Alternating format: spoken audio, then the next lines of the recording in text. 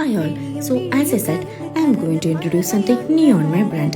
Actually new എന്നൊക്കെ പറഞ്ഞ് ഇതുവരെ ആരും ചെയ്യാത്തതെന്നല്ല, ബട്ട് ഞാൻ എൻ്റെ ബ്രാൻഡിൽ ഇന്ന് മുതൽ ലേഡീസിന് പറ്റിയ കുറച്ച് നല്ല ഡെയിലി വെയർസ്, കാഷ്വൽ വെയർസ്, പിന്നെ ഫോർമൽ വെയർസ് ആയിട്ടുള്ള ഡ്രസ്സസ് ഒക്കെ ഇൻട്രൊഡ്യൂസ് ചെയ്യുന്നുണ്ട്. Kurtas, saris, nighties and night wears.